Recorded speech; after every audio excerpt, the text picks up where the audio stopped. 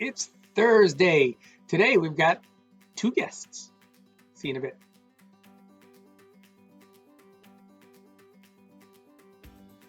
Morning, 8th grade. So good to see you.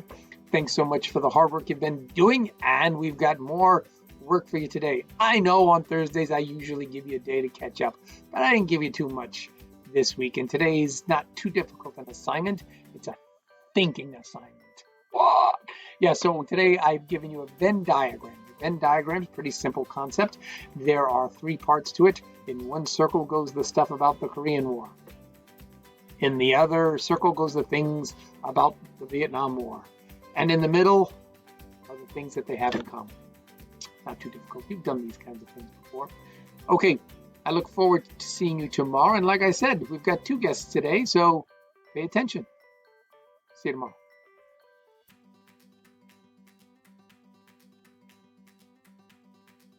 Hey, everybody, look who we got with us. We've got those teachers over there. We got Miss Cunis and we have Mr. Minico. How are you guys? Cool, good. Good. How are you?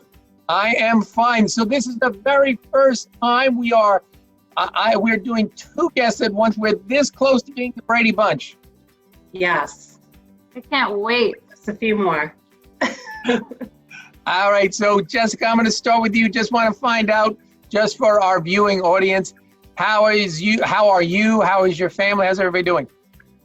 I am doing good. The baby's doing good and healthy. He's about 5 pounds now, so he's getting there. My family is good as well. Fabulous. Kristen, how's everybody in your family? We're doing well. I'm well, and my parents are doing well. So, and everybody else. So, thank God for that. All right.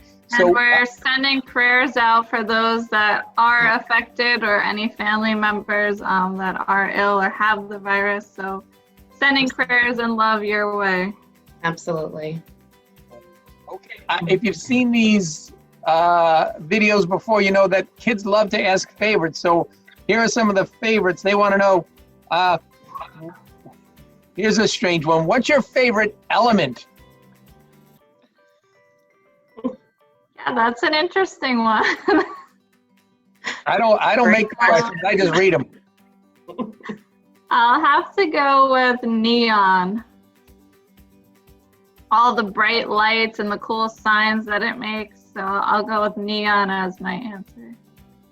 How about you, Miss Cunis? Like actually the combination of hydrogen and oxygen when they're put together.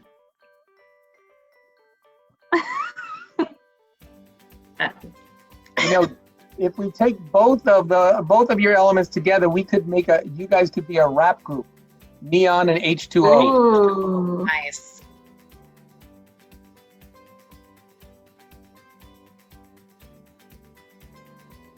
How about Greek gods? Do you have a favorite Greek god?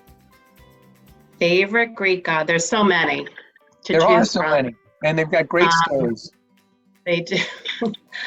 I enjoy Aphrodite, the goddess of love, and her counterpart Eros. Poseidon's good. He's the god of the ocean. And Okay. Again, the question, Mr. Minico, if I was unclear, which is your favorite? That's a singular, so we're trying to stick to one. I've only got so much time on this video. As Miss Cunis goes on telling us all of the Greek gods. It's Pick favorites one. are hard. She has so What can I many, say? it's hard to pick. But I will answer your question correctly, Thank I you. will go with Athena as my favorite Greek god.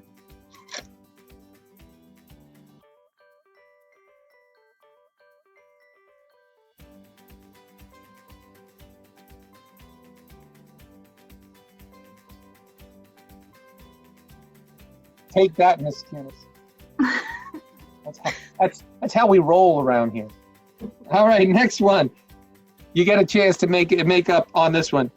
So you guys work together sometimes separately on projects for the 6th graders. So the 6th graders and the 7th graders and the 8th graders wanted to know, which projects do you guys enjoy doing most? Well, I enjoy my project of Egypt.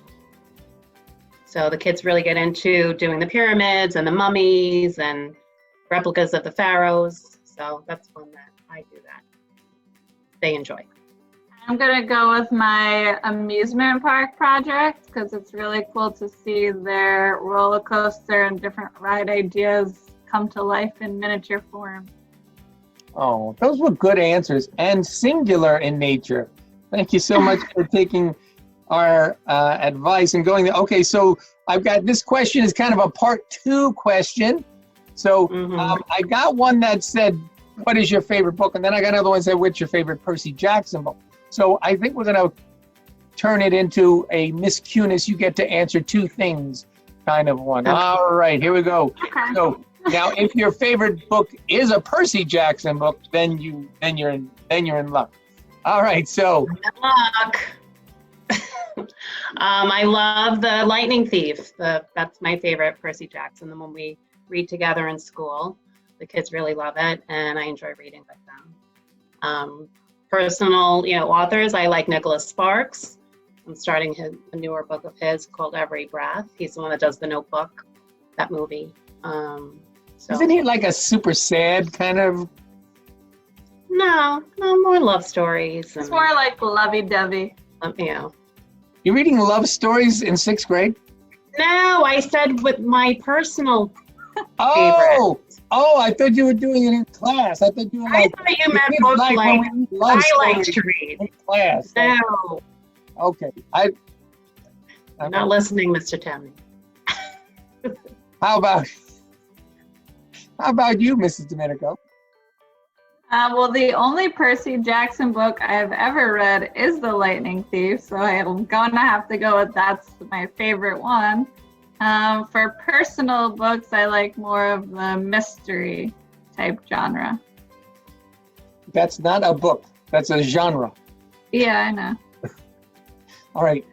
So if you're watching at home, just so you all know, I see what you mean. This gets very difficult. Okay, getting a straight answer. This one shouldn't be too hard. Tree. They want to know your favorite tree. At this point, I would like you to limit your answers to one type of tree. Well, since I've been exploring outside my window so much, I'm going to go with the maple tree. The maple tree. And Miss Cunis, you had said what? I said palm tree. Because now, why usually they're not usually seen here, but when you are near a palm tree, it's generally, you're in a nice location, looking at the beautiful ocean. So I enjoy a palm tree. And Mrs. Domenico, I imagine it has something to do with the fact that that you have a baby on the way and you're thinking about pancakes a lot. I mean, I do eat pancakes and waffles with maple syrup, so that could be on the brain. It could be on the brain. All right, we have left the favorites category and we're moving on now to where did you grow up? Where do you originate from? I grew up in West Islip, which is not far from East Islip. So In which direction would it be from? West? Got it. West. You nailed that one. Wow. I grew up in Queens, and I moved to Long Island, Massapequa about 3 years ago. Which part of Queens did you grow up in? The town is called Maspeth. Maspeth, Queens, yes. Yeah. I like that you gave us a whole borough. Like here. Queens got... Well, some Long Islanders don't really know specifics about Queens, so. That's true. And some 6th grade teachers don't know a lot about books. They just talk genres, but we're not getting into That's that. why I'm math and science teacher. Don't those come with books too? Yeah, but those books are not the books I like to read on my personal time. All right, we've got the next one. So the next one is your higher education. Where did you guys go to college? Or did you go to college? I mean, I don't want to assume. I did. I went to St. Joseph's in Patchogue, and I got my master's at Dowling in Oakdale, which doesn't exist anymore. And I went to SUNY Albany for my bachelor's and St. John's for my master's. Ms. Kunis, you had mentioned that both of you had mentioned that you are catching up on some shows, so the kids would like to know, what have you been watching? Well, different series. I'm all caught up with The Crown, which I know they probably aren't interested in, but waiting for my Victoria to come back. I am not watching The Tiger King because I just can't get into it. And just some different movies here and there, but about it. Mrs. Domenico?